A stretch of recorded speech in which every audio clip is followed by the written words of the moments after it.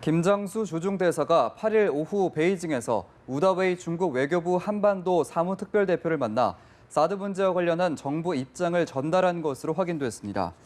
외교소식통은 연합뉴스와의 통화에서 김 대사가 우다웨이 대표에게 사드 배치에 대한 우리 정부의 입장을 분명히 전달했다고 말했습니다.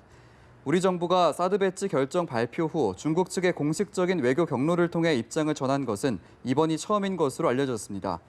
김 대사는 사드 배치는 한반도 안보와 국민 안전을 지키기 위한 결정이라고 설명하면서 번복은 있을 수 없다는 점을 확고히 전한 것으로 관측됩니다. 중국이 한반도 사드 배치에 대해 거세게 반발하는 가운데 더불어민주당 소속 초선 의원들이 중국을 방문했습니다. 네, 방문단은 베이징대를 방문해 간담회를 가졌지만 원론적인 의견만 교환하는 데 그쳤다는 평가입니다. 베이징 홍재성 특파원입니다. 더불어민주당의 사드 대책위 간사인 김영호 의원 등 한반도 사드 배치에 반대하는 초선 의원 6명이 중국을 찾았습니다. 북한의 비핵화를 포함한 동북아 평화 질서 구축에 관심이 많은 분들이 모여서 짧은 기간 공부도 하고 상호 교류하는 그런 목적으로 왔고요. 방문단은 중국에 도착한 뒤 바로 베이징대를 찾아 좌담회를 가졌습니다.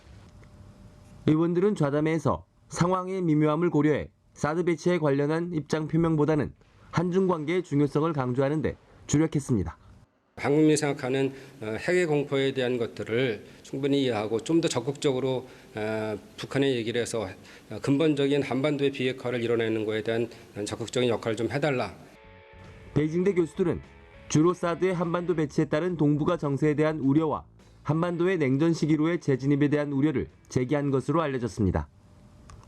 양측은 이번 사드 결정 과정에서 발생한 갈등을 해소하기 위해서는 다양한 소통과 교류가 있어야 한다는데 의견을 같이 했다고 참석자들은 전했습니다.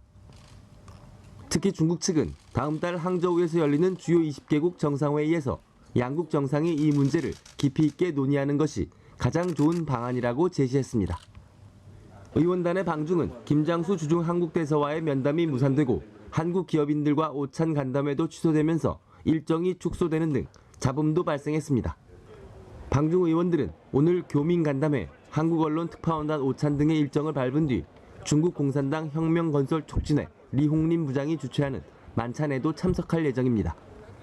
베이징에서 연합뉴스 홍재성입니다. 박근혜 대통령이 사드 배치를 반대하는 야권의 주장과 더불어민주당 의원들의 방중을 강하게 비판했습니다. 안보와 관련해서 내부 분열을 가중시키지 않고 협력하는 것이 정치의 기본 책무라고 강조했습니다. 김혜영 기자입니다.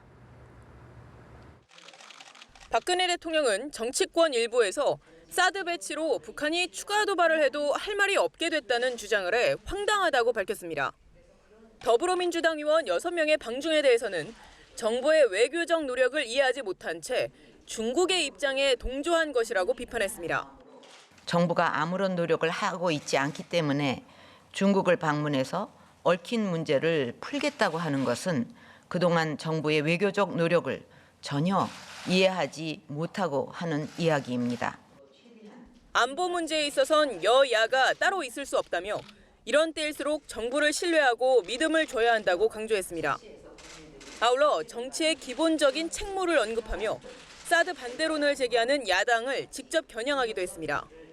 아무리 국내 정치적으로 정부에 반대한다고 하더라도 국가 안보와 관련된 문제에 대해서는 내부 분열을 가중시키지 않고 초당적으로 협력하는 것이 국민을 대신해서 권한을 위임받은 정치의 기본적인 책무라고 생각합니다. 박 대통령의 직접 화법은 한중 외교 등을 고려해 공개적 비판을 자제할 것이라는 청와대 안팎의 예상을 뛰어넘는 수준입니다. 청와대의 방중 재검토 촉구에도 더민주 의원들이 중국을 방문한 만큼 국내 여론 분열이 심화할 수 있다는 우려가 반영된 것으로 보입니다. 국민을 지키는데 어떤 비난도 달게 받을 것이라는 각오를 보인 것도 사드 현안에 대한 단호한 대처 의지가 담겼다는 분석입니다. 연합뉴스 TV 김혜영입니다.